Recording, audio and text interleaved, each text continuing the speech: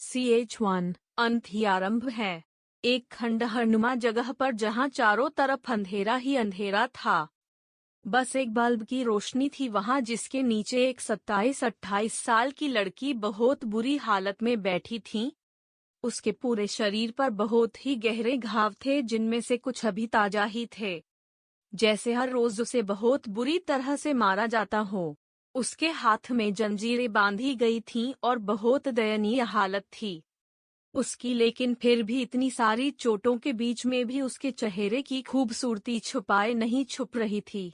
उसकी खूबसूरती को देखकर एक सामने अंधेरे में से एक लड़की की नफरत भरी आवाज आई, इतना टॉर्चर करने के बाद भी तेरी ये खूबसूरती कम नहीं हो रही है, और तेरा वो डेविल पति जिसने कभी तेरी खूबसूरती पर ध्यान भी नहीं दिया, वो तेरे लिए पागल हो गया है। उसकी आवाज सुने एक आदमी हंसते हुए बोला, शांत बेटी शांत, क्यों इस मनहूस के लिए अपना खून जला रही हो? फिर एक शैतानी हंसी हंसते हुए उस लड़की से बोला, वैसे मुझे ये बताते हुए बहुत खुशी हो रही है कि तेरे उस डेविल पति को मैंने पागल खाने में मरवा दिया है। बेचारे को तो इतनी भी समझ नहीं थी कि कोई उसकी जान ले रहा है। अब उसकी सारी प्रॉपर्टी मेरी बेटी सारा को मिल जाएगी। उसकी प्रॉपर्टी पर सिर्फ तुम्हारा हक है, और तुम्हारे मरने के बाद सारा को मिल जाएगा, क्योंकि तुमने ही तो सारा को अपनी नॉमिनी बनाया है। उसके साथ ही दूसरी दो हंसने की आवाजें भी आई, जिसे सुन वो लड़की खड़ी होने की कोशिश करते हुए बोली, मार दिया उन्हें, क्यों मारा उन्हें? मेरा तो सब कुछ छीन ही चुके हो तुम सब, फिर उन्हें क्यों मारा? हाँ क्यों मारा? उस लड़की की आंखों से आंसू बहे जा रहे थे और वो खड़ी नहीं पाई तो वो वापस से गिर पड़ी। तभी उस बल्ब के नीचे उस लड़की के पास एक औरत आकर बोली, मेरी प्यारी छोटी बेटी, तुम तो अपनी सारा दीदी से बहुत प्यार करती हो ना, और उसके लिए कुछ भी कर सकती हो ना। तो उसे ही तुम्हारा और तुम्हारे पति की सारी प्रॉपर्टी चाहिए थी, तो हमें मारना पड़ा उस डेविल को। अब तुम्हारी सारा दीदी को सब मिल जाए, उसके लिए तुम्हें अपनी जान की कुर्बानी देनी ही पड़ेगी। और मुझे बहुत अच्छे से पता है कि मेरी छोटी बेटी अपनी दीदी के लिए ये कुर्बानी भी देगी। इतना कहकर वो हंसते हुए उससे दूर हो गई। वहीं उस लड़की ने अपनी गुस्से से धधकती हुई आंखों से उन तीनों को अंधेरे में घूरने लगी। थोड़ी ही देर में उस लड़की का शरीर जलने लगा और वो तीनों हंसते हुए बाहर जाने लगे, जिसे देख वो लड़की ऊपर की तरफ देखकर बोली, मैं वापस आऊंगी, जरूर वापस आऊंगी। भगवान को मुझे एक मौका देना पड़ेगा मेरे प्यार के लिए, मेरे अपनों के लिए और तुम सबकी मौत के लिए। मुझे मेरी गलती सुधारनी है भगवान जी। उस लड़की का शरीर धूं धूं करके जलने लगा। अचानक से एक लड़की दर्द के मारे जोर से चिल्लाई। वो आगे कुछ बोलती उससे पहले ही किसी ने अपने सख्त होंठ उसके होंठों पर रख दिए थे और उसके होंठों को बहुत बुरी तरह से चूम रहा था। उस लड़की की आंखें हैरानी से बड़ी हो गई और उसे एक ही चेहरा नजर आ रहा था जो उस डेविल का था। उस डेविल ने भी उसकी आंखों में देखा और अचानक से ही उस लड़की के मुंह से फिर से निकल गई, क्योंकि वो डेविल अभी उस लड़की के अंदर समाया हुआ था और उसके होंठों को बेदर्दी से चूमते हुए अपनी बॉडी बहुत ही फास्ट मूव करने लगा था। उस लड़की को बहुत तेज दर्द होने लगा, जिससे थोड़ी ही देर में वो बेहोश हो गई, लेकिन बेहोशी में भी उसके मुंह से करहाने की आवाजें निकल रही थी। सुबह उस लड़की के चेहरे पर कांच की दीवार में से आ रही हल्की हल्की धूप पड़ी तो उसने कसमसाते हुए अपनी आंखें खोली, फिर आलस से वापस बंद कर ली। अचानक से ही उसके दिमाग में कुछ कौंधा तो उसने झटके से अपनी आंखें खोली और अपने आसपास देखा। फिर पास में पड़े फोन को उठाकर उसमें तारीख देखी तो उसमें 28 जुलाई 2023 दिख रहा था, जिसे देख वो चौंक गई और अपने मन में बोली, मतलब मैं 3 साल पहले आ गई हूँ, या फिर मैं अब तक सपना देख रही थी। इतना कहकर वो अपने हाथ देखती है जो एकदम मुलायम और गोरे थे। फिर अपने चेहरे पर हाथ घुमाती है तो वो उसे बहुत नरम लगता है। उस लड़की को कुछ भी समझ नहीं आ रहा था।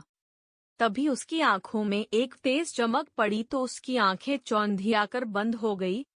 आंखें बंद करते ही उसे एक सफेद रोशनी का गोला दिखा उस गोले में से आवाज आई, अमायरा तुम्हारी गलती की वजह से कुदरत के खिलाफ बहुत सारी चीजें हो गई है। बहुत लोगों की समय से पहले ही मौत हो गई है। इसलिए तुम्हें एक मौका मिल रहा है सब कुछ ठीक करने का, लेकिन याद रखना अमायरा, इस दूसरे मौके में तुम्हें वो सारे काम पूरे करने हैं जो उस जन्म में तुम्हारी वजह से अधूरे रह गए थे। इस बार दुश्मन पहले से ज्यादा मिलेंगे तुम्हें, लेकिन उसका सामना तुम्हें करना ही पड़ेगा, क्योंकि तुम्हारी और बाकी सबकी मौत वैसे नहीं लिखी थी जैसे हुई, इसलिए ये मौका मिला है। इतना कहते ही वो रोशनी का गोला गायब हो गया और अमायरा ने अपनी आंखें खोली। इस बार उसकी आंखों में कोई कंफ्यूजन नहीं था, बल्कि एक दृढ़ निश्चय दिख रहा था। वो अपने मन में ही बोली, मेरी प्यारी सारा दीदी और मेरे प्यारे सो कोल्ड मॉम डैड, तुमने मेरी और मेरे अपनों की जिंदगी छीन ली थी ना, इस बार तुम तीनों को जीते जी जहन्नुम की सैर करवाऊंगी, फिर आखिर में तड़पा तड़पा कर मारूंगी। सोचते हुए उसके चेहरे पर एक डेविल स्माइल आ गई थी। तभी उसके डेविल पति ने करवट ली और अपना हाथ उसकी चेस्ट पर रख दिया, जिससे अमायरा एक पल के लिए जम गई, क्योंकि उसकी पूरी बॉडी नेक्ड थी और उसके डेविल पति ने उसकी नेक्ड चेस्ट पर हाथ रख दिया था। अमायरा ने अपने डेविल पति की तरफ देखा, जिसका चेहरा सोते हुए भी बिल्कुल सख्त था। अगर कोई उसे सोते हुए भी देख लेता तो भी उसकी रीढ़ की हड्डी कांप जात। अमायरा ने उसके माथे पर बिखरे हुए बालों को अपनी उंगलियों से ठीक किया और मुस्कुरा दी। इस डेविल को दोबारा देखने की उम्मीद खो चुकी थी वो। ये इंसान सिर्फ नाम का ही नहीं बल्कि असल में भी एक डेविल था, लेकिन वो इस डेविल के प्यार में पड़ गई थी, बिना ये जाने कि उस डेविल के दिल में उसके लिए क्या है। उसने धीरे से अपना अपना चेहरा उसके ऊपर झुकाया और उसके माथे पर अपने होंठ रख चूम लिया और धीरे से बोली, I love you my devil hubby. फिर धीरे से अमायरा ने उसका हाथ अपनी चेस्ट पर से हटाया और ऐसा करते हुए उसके कान बिल्कुल लाल हो गए थे। उसने धीरे से ब्लैंकेट लिया और अपनी बॉडी पर लपेट लिया और खड़ी होने लगी, जिसमें उसे बहुत दर्द हो रहा था। जैसे तैसे करके वो खड़ी हुई और जैसे ही एक कदम आगे बढ़ाया उसकी चीख निकल गई। आहू से बहुत तेज दर्द हो उठा। वो एक बार अपने चैन से सोते डेविल पति को देखती है, फिर ऊपर देखकर बोली, भगवान जी, सभी लड़कियों को पहली बार में इतना दर्द होता है, या फिर मेरे इस डेविल हब्बी ने बेड पर कुछ ज्यादा ही डेविलनेस दिखाई है, जिस वजह से मुझे इतना दर्द हो रहा है। तभी अमायरा को रियलाइज हुआ कि वो क्या बोल रही है, तो उसके गाल लाल हो गए और वो अपने सिर पर चपत लगाते हुए बोली, क्या अम्मू कैसे सवाल कर रही है तू भगवान जी से? उन्हें भी शर्म आ गई होगी ना। सॉरी भगवान जी, लेकिन बहुत दर्द हो रहा है, जैसे अभी आपके पास आ जाऊंगी। सच में मेरे हब्बी बहुत बड़े डेविल है। आपके पास आ जाऊं ना तो प्लीज मुझे नर्क में मत भेजना, वहां तेल में पकोड़े की तरह फ्राई करेंगे और आपको तो पता ही है मुझे पकोड़े बिल्कुल नहीं पसंद है, तो मुझे स्वर्ग में ही भेजना। हाँ। अमायरा खुद से ही बड़बड़ाते हुए लड़खड़ाते हुए बाथरूम की तरफ बढ़ गई।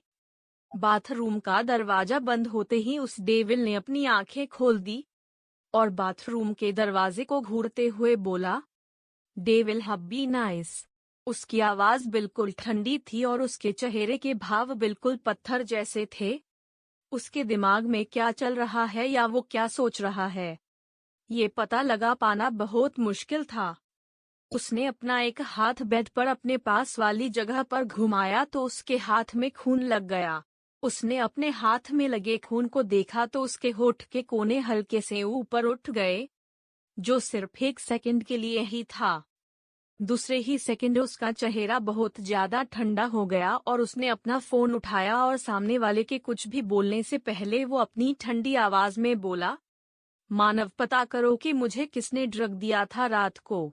उसकी आवाज सुन एक बार के लिए तो मानव भी कांप गया, लेकिन उसे आदत थी उस डेविल की ऐसी मौत सी ठंडी आवाज सुनने की, इसलिए वो जल्दी ही संभल गया और बोला, वो तो मैं कर लूंगा अद्वैत, लेकिन तू बता कि तू तो एंटीडोट लेने के लिए मेंशन से बाहर निकला नहीं है और डॉक्टर को भी नहीं बुलाया, तो क्या अमायरा भाभी के साथ?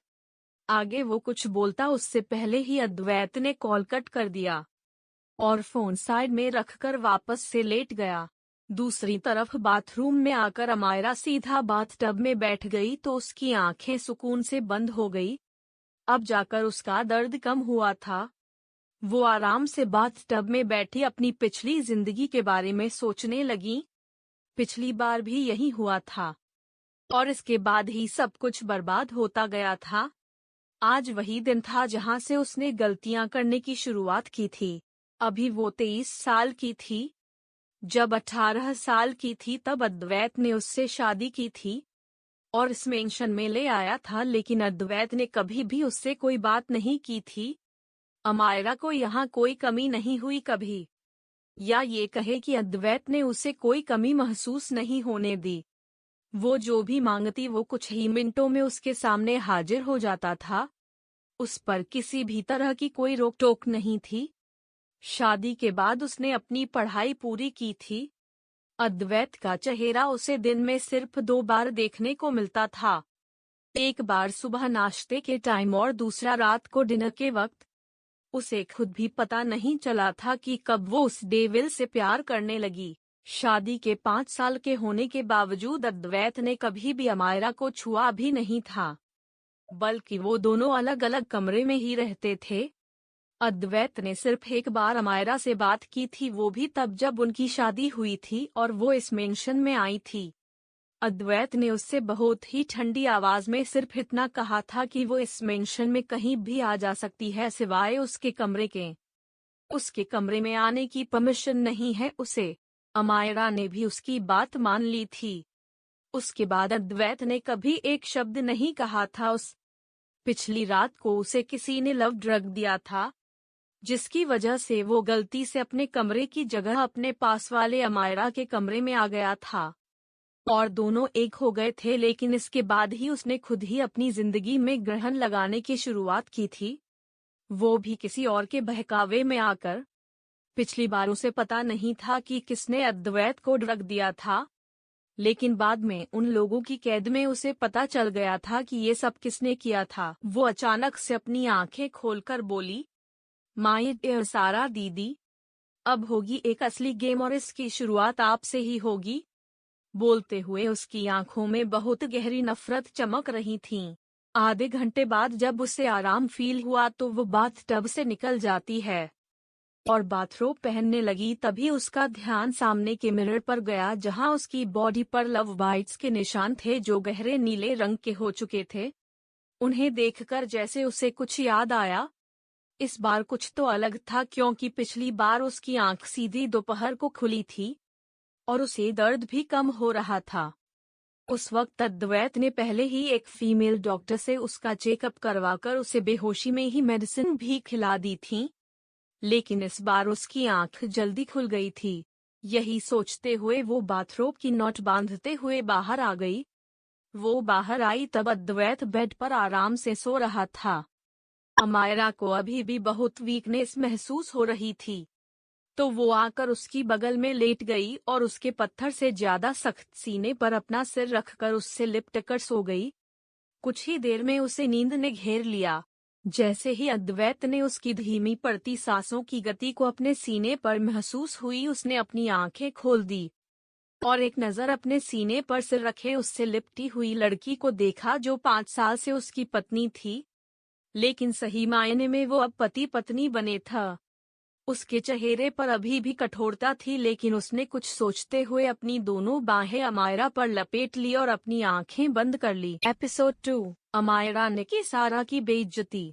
करीब 2 घंटे बाद अद्वैत की आंख खुली तो अमायरा अभी भी उससे लिपटकर सो रही थी, जिसे देख अद्वैत ने बिना कुछ सोचे समझे उसे कंधों से पकड़कर दूर करना चाहा, लेकिन जैसे ही उसने अमायरा के कंधे पकड़े, अमायरा की सिसकी निकल गई। सस उसकी सिसकी सुनते ही अद्वैत ने अपना हाथ हटा लिया और उसके कंधे को देखता है जहां से बाथरोब हट गया था। वहां पर गहरा नीले रंग का निशान था, जिसे देख अद्वैत ने नामे सिर हिला दिया और फिर आराम से उसे खुद से दूर करता है और सबसे पहले साइड से अपनी पेंट लेकर पहनता है। फिर बेड से खड़ा होकर अमायरा के कमरे से बाहर निकलकर अपने कमरे में चला गया। अद्वैत ने हॉट वाटर शावर लिया और रेडी होकर ऑफिस के लिए निकल गया। जाते जाते वो एक फीमेल मिडिल एज्ड सर्वेंट से ठंडी आवाज में बोला, तुम्हारी मैडम के लिए हेल्दी ब्रेकफास्ट बनाना और उसे कमरे में ही दे आना। उसकी बात पर उस फीमेल सर्वेंट ने हाँ में सिर हिला दिया। उस मेंशन में सिर्फ 3 ही फीमेल सर्वेंट्स थी और तीनों ही मिडिल एज्ड थी, जिन्हें सिर्फ हमायरा के लिए ही रखा गया था। उन तीनों का काम सिर्फ हमायरा का ख्याल रखने का था। ऐसा नहीं था कि वहां दूसरे सर्वेंट्स नहीं थे, लेकिन बाकी सारे मेल सर्वेंट्स थे, इसलिए अद्वैत ने अमायरा के 3 फीमेल सर्वेंट्स भी रखी थी ताकि अमायरा को कोई प्रॉब्लम ना हो। वहीं कोई और भी था जिसकी नजरें अद्वैत पर ही टिकी हुई थी और वो बहुत ही हवस भरी नजरों से उसे देख रही थी। किसी दिन तो तुम मेरे पास आओगे ही अद्वैत रायजादा, तुम्हें तो मेरा बनना ही है, क्योंकि सारा शर्मा को जो चाहिए होता है वो उसे मिलकर ही रहता है। इतना कहकर वो वापस से अपने कमरे में चली गई और उसके जाते ही अद्वैत ने भी उस तरफ देखा जहां सारा थोड़ी देर पहले खड़ी थी। अद्वैत उस जगह को देखकर अपनी ठंडी आवाज में बोला, अपनी औकात से बाहर के सपने नहीं देखने चाहिए मिस सारा शर्मा।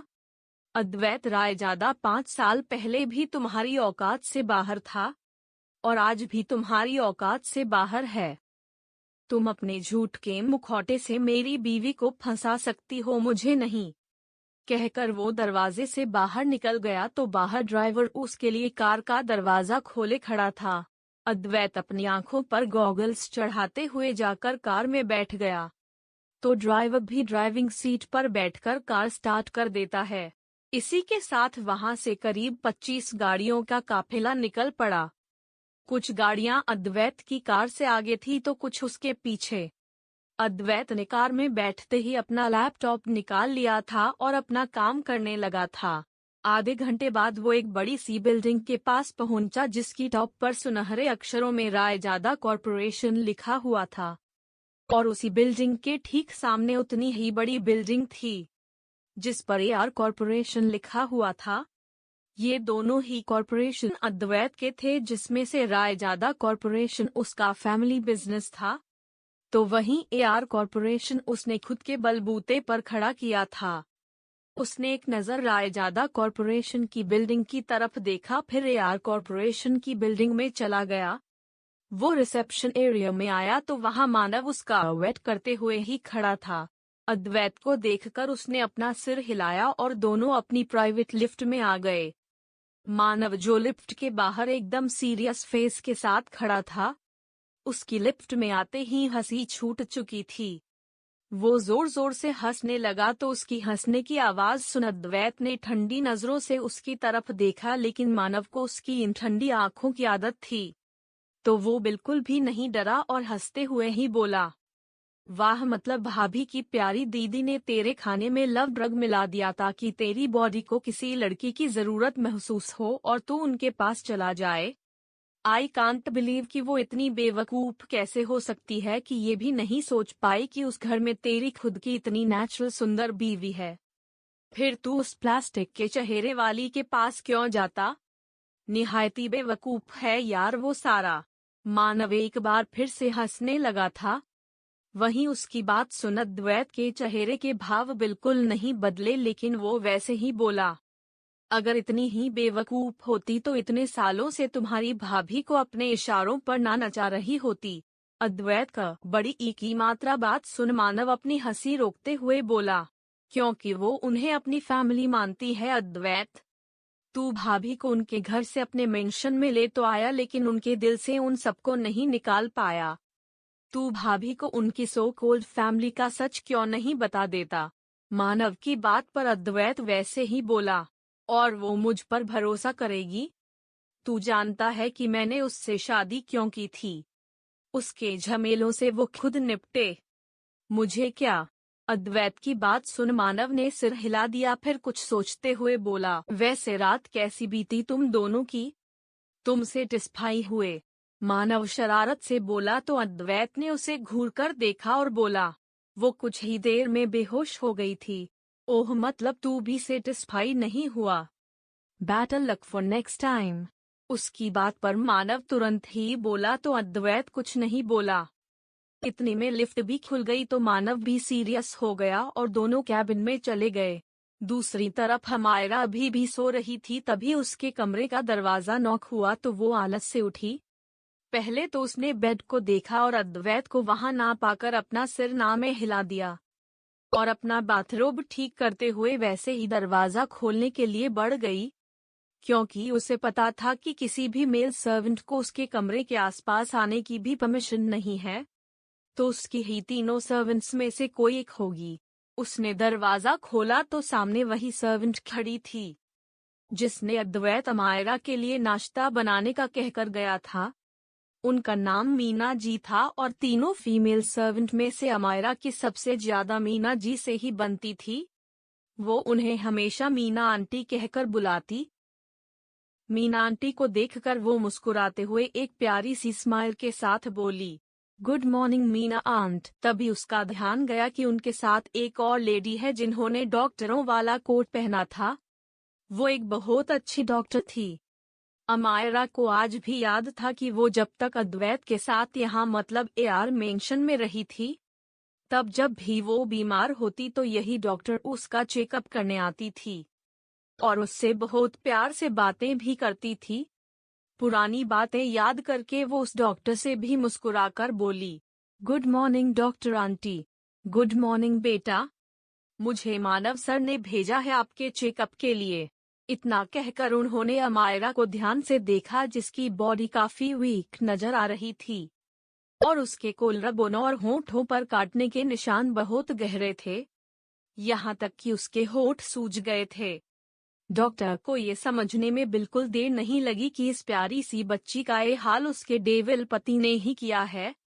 वहीं मीना जी भी बहुत कुछ समझ गई थी, जिस वजह से उन्होंने शर्मा कर नजरें झुका ली थी। डॉक्टर के कहने पर अमायरा बेड पर लेट गई तो डॉक्टर ने पहले दरवाजा बंद किया और मीना जी को बाहर भेज दिया। फिर अमायरा की पूरी बॉडी चेक करने लगीं।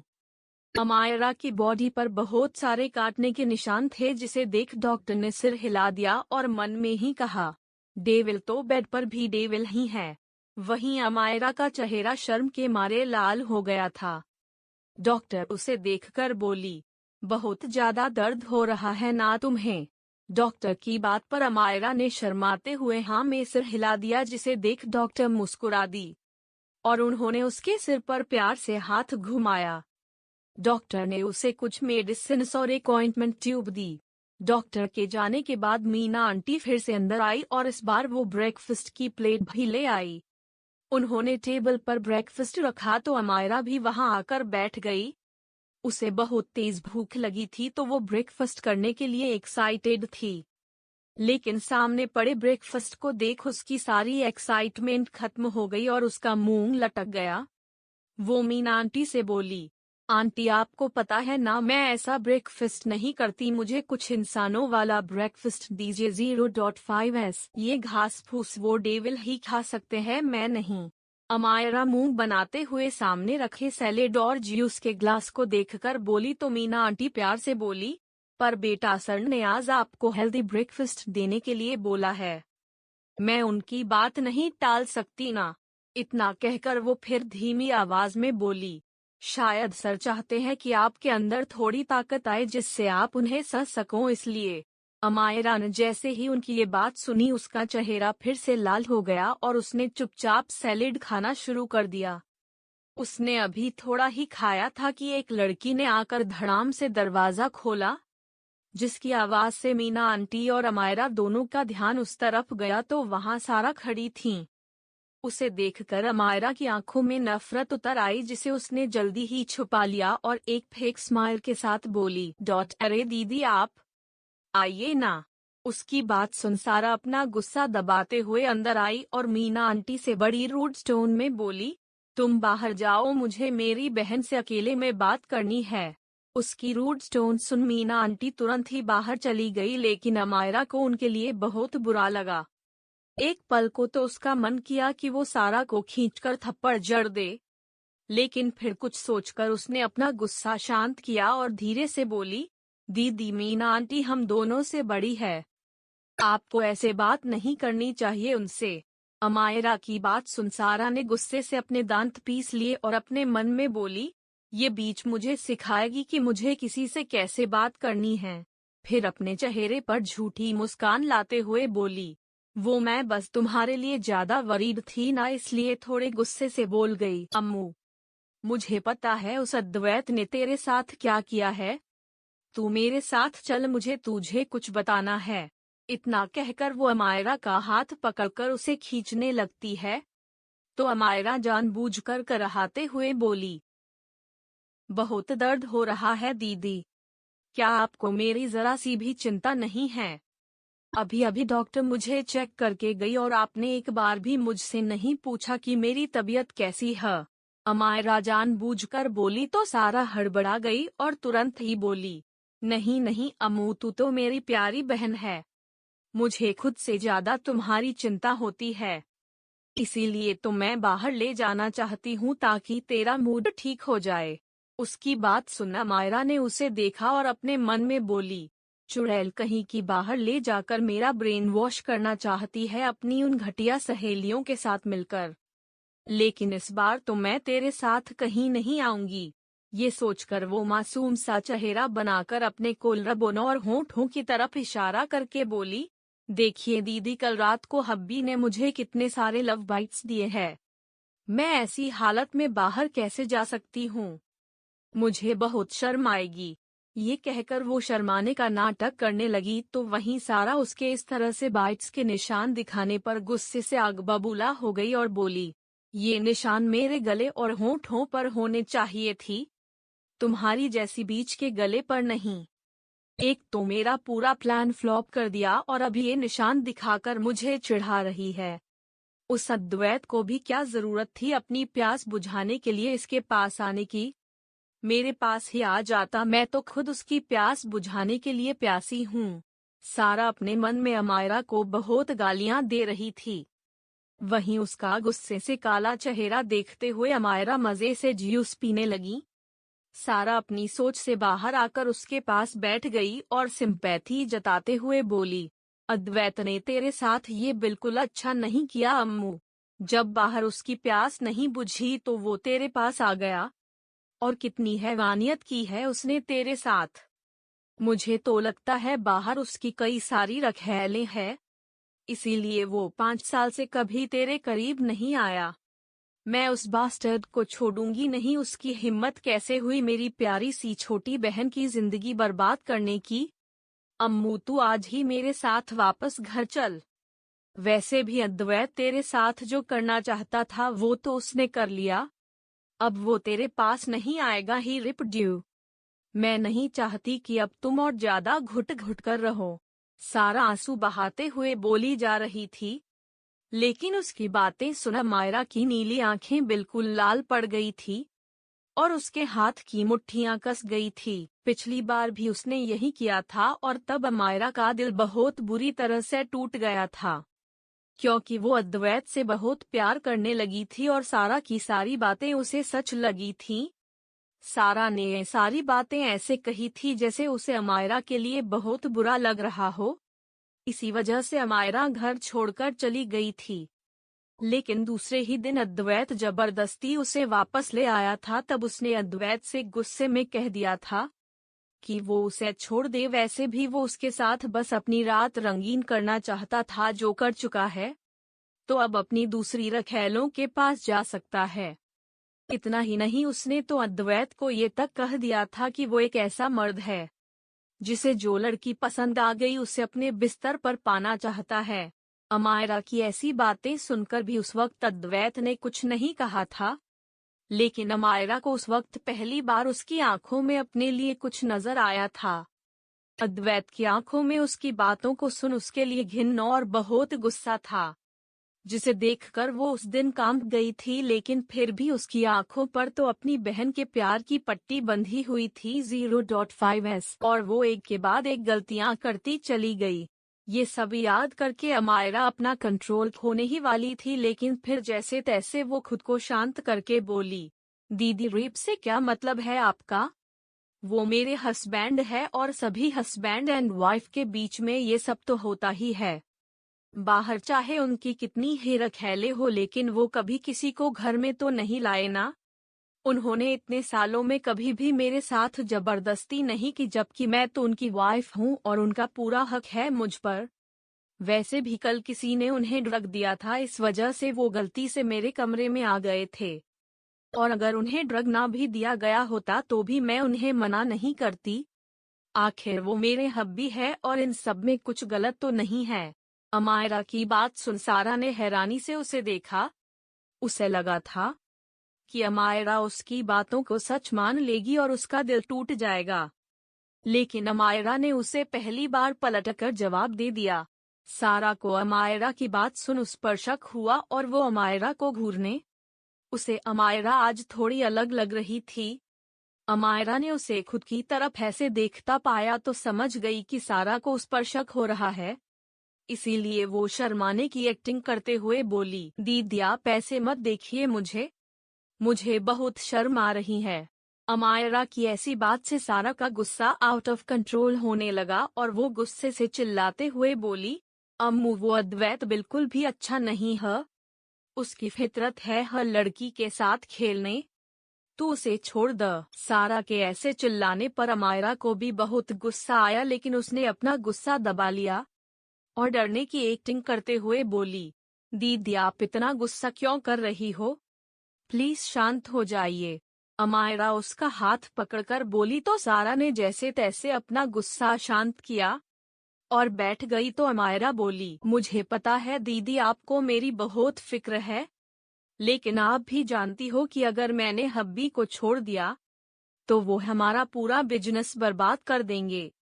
अभी तो अद्वैत को गुस्सा आता है और वो हमारे शेयर गिराने की कोशिश करता है, तो मैं अपने आइडियाज से बचा लेती हूँ, लेकिन अद्वैत हमारी कंपनी को एक पल में बर्बाद कर सकते हैं।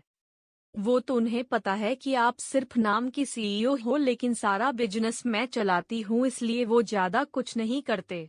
अमायरा सारा की बहुत प्यार से बेइज्जती करते हुए बोली, जिस पर सारा का चेहरा काला पड़ गया था। लेकिन उसे अमायरा पर शक नहीं हुआ, क्योंकि उसे तो यही लगता था कि अमायरा उस पर आंखें बंद करके भरोसा करती है। वहीं सारा का काला चेहरा देख अमायरा मन ही मन हंस रही थी। मिस्टर शर्मा यानी सारा के पापा की कंपनी थी जिसकी सीईओ सारा थी, लेकिन पूरा बिजनेस अमायरा संभालती थी, वो भी बहुत कम उम्र से, क्योंकि उसकी बिजनेस पर बहुत अच्छी पकड़ थी। पिछले जन्म में वो पागल थी जो उन लोगों के लिए इतना सब किया और आखिर में उन्हीं लोगों ने उसे मार डाला था।